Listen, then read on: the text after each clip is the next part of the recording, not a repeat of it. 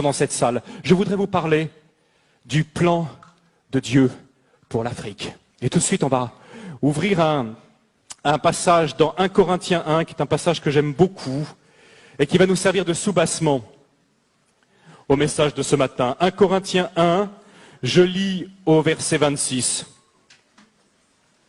1 Corinthiens 1. Considérez donc, frères, votre situation. Qui êtes-vous, vous que Dieu a appelé à lui?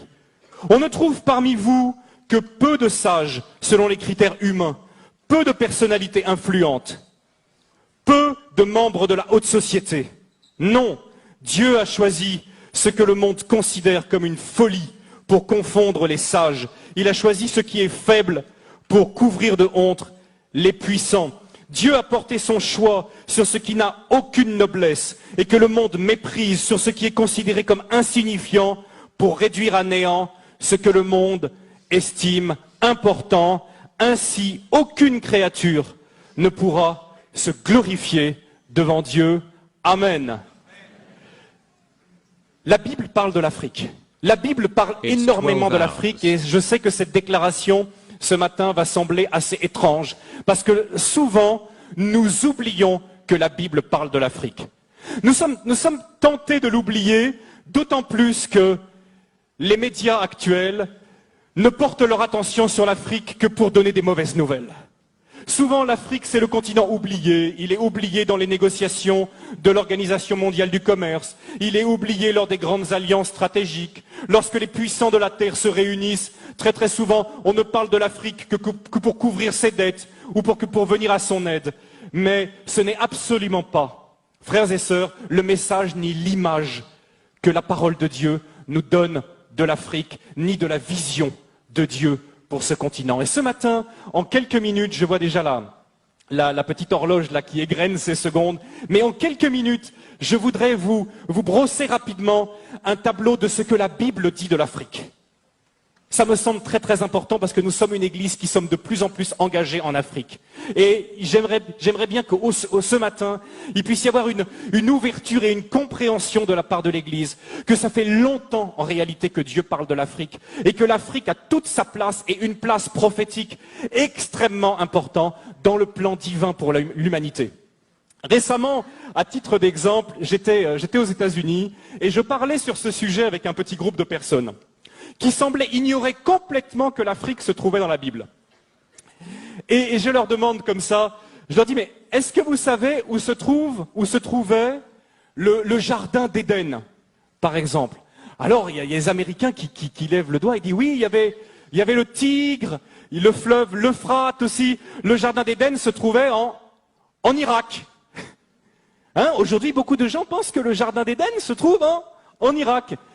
Je me suis retenu d'ailleurs de leur demander quelle impression ça faisait de bombarder le jardin d'Éden. Mais je leur ai dit au lieu de ça, mais je sais, on oublie toujours quelque chose. Regardez ensemble rapidement, parce que c'est quand même beau. Pour voir que, quand même, on oublie, mais le plan de Dieu pour l'Afrique est très tôt. Regardez dans Genèse chapitre 2 avec moi. Regardez la description du jardin d'Éden. Le jardin d'Éden, il y avait 4 fleuves qui sortaient. Qui étaient ces fleuves et où étaient-ils? Du pays d'Éden, chapitre 2, Genèse, chapitre 2, verset 10. Du pays d'Éden sortait un fleuve qui arrosait le jardin, et de là, il se divisait en 4 bras. Le premier, c'est le Pishon. Il contourne tout le pays de Havila, au sol gorgé d'or et excellente qualité. Le deuxième fleuve s'appelait Gihon. Il parcourt toute l'Éthiopie, ou dans certaines versions, le pays de Couche. Et le troisième fleuve, c'est celui qui coule à l'orient de la Syrie, c'est le Tigre. Et le 4e fleuve, c'est l'Euphrate. Regardez, la Mésopotamie, l'Irak, le pays de Havila, qui est probablement vers la Somalie, et tout le pays de l'Éthiopie. Le jardin d'Éden, c'était pas le jardin qui est derrière la cour de la maison. Hein. Le jardin d'Éden, c'est un jardin immense qui couvrait plusieurs pays, dont l'Éthiopie. Quels sont les noms qu'on donne à l'Afrique dans la Bible? Les noms qu'on donne à l'Afrique, ce sont Couche, qui veut dire Éthiopie, Mitzraïm, qui veut dire l'Égypte, et Pouth, qui veut dire la Libye actuelle, la Cyrénaïque. Au temps biblique, et jusqu'à une époque, jusqu'à peu près au 4-5e siècle après Jésus-Christ, ces trois régions qui couvraient toute l'Égypte, la Libye, le Soudan, l'Éthiopie, toute la corne de l'Afrique, regroupaient probablement 80% de toute la population du continent qui était très peu peuplée. Donc toute l'Afrique presque se retrouvait à Kouch, Mitzraïm ou Pouth. Et, à la surprise générale pour certains, c'était des pays noirs. À l'époque, c'était des pays noirs. Vous savez, souvent, quand on pense à l'Égypte, on ne pense pas à l'Égypte comme un pays noir, n'est-ce pas? Hein, on a eu même, quand on est dans les années 50, 60, les péplums sur l'Égypte. Comment elle est, Cléopâtre? C'est Elizabeth Taylor. Elle est toute blanche. Mais la réalité, c'est complètement différent. Toutes les recherches historiques ont montré qu'à l'époque de Moïse, ont montré qu'à l'époque biblique, l'Afrique était un pays noir. Et d'ailleurs, il suffit de regarder les hiéroglyphes aujourd'hui pour voir toutes ces femmes égyptiennes avec les cheveux tressés qui ressemblent à s'y méprendre aux Peuls du Sénégal. Des recherches ont montré que les Peuls du Sénégal, pour ceux qui les connaissent, sont parmi les descendants les plus directs des Égyptiens. Les travaux, entre autres, du professeur Cheranta Diop et d'autres ont montré que l'Égypte était un pays noir, que l'Éthiopie était un pays noir et que la Libye était un pays noir. On l'appelait la Cyrénaïque, avec la ville de Cyrène, ou la Tripolitaine. C'est un pays noir. Depuis le début, depuis la Genèse, l'Afrique est là, dans le plan de Dieu. Et quand je demandais à ces Américains quelle était la personne, quel était l'Africain le plus connu de la Bible, ils avaient beaucoup de mal à me répondre. Un Africain? Un Africain dans la Bible? L'Africain le plus connu. Et à votre avis, tenez, qui est l'Africain le plus connu de la Bible? Abraham, pas tout à fait. J'entends pas le nom que je cherche. Noé, non, je pense pas qu'il était tout à fait africain. Adam, et si Adam était dans le jardin d'Éden, il était forcément un peu africain. Bon point pour toi, ma sœur. Moïse. Moïse, né, grandi en Afrique, passé 40 ans de sa vie en Afrique.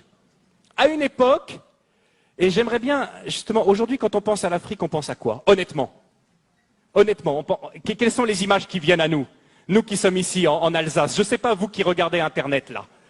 Mais on pense à des guerres, on pense à des catastrophes, on pense à des famines, on pense à des ennuis sociaux. Voilà les premières images qui nous viennent lorsqu'on pense à l'Afrique. À l'époque de Moïse et au temps biblique, l'Afrique, c'était pas du tout ça. D'abord, l'Égypte était la première puissance économique du monde. Est-ce que vous savez que pendant plus de 1000 ans, c'est l'Égypte qui a nourri tout le bassin méditerranéen par son blé? L'Égypte possède un cadeau de Dieu extraordinaire qui s'appelle le Nil, qui est probablement le fleuve le plus extraordinaire du monde, un fleuve qui vient du lac Victoria au Kenya, qui coule dans un delta. Qui donne la possibilité de faire du jardinage de façon extraordinaire. Le Nil, c'est un cadeau de Dieu. Le Nil, c'est ce qui permet à l'Égypte d'avoir toujours été riche. Et quelque chose de très intéressant aussi, ce sont les Égyptiens qui ont inventé le jardinage. Les pastèques que nous mangeons en été, ce sont les Égyptiens qui l'ont cultivé les premiers. À l'époque, l'Égypte était la première puissance économique du monde. Aujourd'hui, l'Afrique est la dernière puissance économique en tant que continent. Mais il n'en a pas toujours été de même. Ce qui se passe aussi, c'est que l'Afrique était la première puissance militaire à l'époque. Si l'armée de Pharaon, l'armée éthiopienne, tenez, quelle est la plus grande armée qui est mentionnée dans l'Ancien Testament? C'est quelle armée? Une armée de combien? C'est une armée d'1 million de personnes qui est l'armée du roi d'Éthiopie. À l'époque, l'Afrique était une puissance militaire qui faisait trembler. À l'époque aussi, l'Afrique, nous dit la Bible, Moïse a été élevé dans toute la sagesse des Égyptiens. L'Afrique dominait le monde également par ses connaissances scientifiques. C'était de l'Afrique que venait toute la connaissance. Les Égyptiens ont été les premiers astronomes, ont été les premiers à jeter les bases de nos sciences modernes. Venait également de l'Afrique. C'était aussi une époque où l'Afrique accueillait les réfugiés. Aujourd'hui, on pense que l'Afrique, c'est le pays qui envoie plutôt des réfugiés. Mais à l'époque, l'Afrique accueillait les réfugiés. Est-ce que lorsque vous lisez la Genèse, lorsque vous lisez même à peu près tout l'Ancien Testament, vous voyez que toujours le peuple de Dieu a été tenté et l'a fait à certains moments d'aller se réfugier en Égypte, en Afrique. C'est là qu'ils trouvaient le repos. Et le Seigneur a dû leur apprendre difficilement au travers de toute l'Exode à ne plus compter sur cette grande puissance mondiale. Et si Dieu a humilié l'Égypte, il n'a pas humilié un pays faible, mais il a humilié un pays qui était la première puissance mondiale. Comme aujourd'hui, si Dieu choisissait d'humilier une nation puissante, il choisirait probablement d'humilier ou les États-Unis ou l'Europe, qui nous glorifions de notre technologie, de notre puissance, de notre force militaire. Donc Dieu a dû apprendre à son peuple à ne pas compter, à ne pas dépendre de la puissance des hommes, mais à compter seulement sur sa puissance. Quelque chose de très important que souvent on ne connaît pas, c'est que lorsque la reine de Saba était une reine africaine. Amen. Je ne sais pas si vous le savez, c'était une reine noire, c'était une reine africaine. Et les Éthiopiens, aujourd'hui, basés aussi sur des recherches intéressantes, montrent que probablement la reine de Saba était la reine de tout le royaume d'Éthiopie à l'époque. Elle était allée chercher la sagesse auprès de Salomon. Et que dit aujourd'hui l'Église là-bas en Éthiopie? L'Église, dans sa tradition, dit que Salomon et la reine de Saba ont eu un enfant, que cet enfant est devenu Ménélik Ier, le premier empereur d'Éthiopie, qui a été la plus longue dynastie du monde jusqu'à la chute de l'empereur Haïlé Sélassié dans les années 70, qu'on appelait le Négus. Et sa filiation remontait à Salomon lui-même. Salomon lui-même, Ménélik, le Négus. Dieu a toujours pris soin. Vous savez, en plus, aujourd'hui, on s'aperçoit qu'il n'y a aucune explication rationnelle à la présence d'un si grand nombre de Juifs en Éthiopie, qu'on a appelé après les Falachas, qui sont revenus en Israël.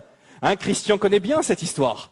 Il n'y a pas d'autre explication que le fait que, depuis les temps de l'Antiquité, les Juifs étaient présents en Éthiopie, et c'est probablement la reine de Saba qui a ramené la connaissance du Dieu jusqu'au fond de l'Afrique, et qui l'a gardé aujourd'hui. Aujourd'hui, l'Éthiopie est une nation profondément chrétienne, encore aujourd'hui, où d'ailleurs il y a un énorme réveil de l'esprit en ce moment dans les églises traditionnelles en Éthiopie. La reine de Saba, donc Dieu a parlé à l'Éthiopie, et on le retrouve dans le Nouveau Testament, où Dieu a toujours cherché à ce que son message parvienne à l'Afrique. J'ai été touché qu'un des premiers récipiendaires de l'Évangile, dans l'Acte au chapitre 8, vous connaissez l'histoire, l'eunuque éthiopien, qui était surintendant de tous les trésors de la reine d'Éthiopie, venu en Israël, à Jérusalem, pour adorer comme un juif pieux, africain qu'il était, et qui, sur le chemin du retour, a rencontré Philippe, ou a rencontré Dieu plutôt, parce que c'est Dieu qui avait prévu cette rencontre. Dieu a pris soin que le message de l'Évangile, qui venait à peine d'arriver, que ce message puisse être transmis à l'Afrique. Et c'est cet homme qui a amené l'Évangile en Éthiopie et qui l'a amené en Afrique. Dieu avait pris soin que la reine de Saba vienne chercher la sagesse auprès de Salomon. Dieu a pris soin que l'Éthiopien également soit là tout au début de la révélation de l'Évangile. Jésus et l'Afrique. Qu'est-ce qu'il y a à dire sur Jésus et l'Afrique? Est-ce que Jésus a un lien avec l'Afrique? Oui. Un lien qui, moi, m'a toujours beaucoup touché. Je ne sais pas si vous avez réfléchi à ça. En fait, Jésus a eu deux connexions dans sa vie avec l'Afrique. La première, quand il était bébé.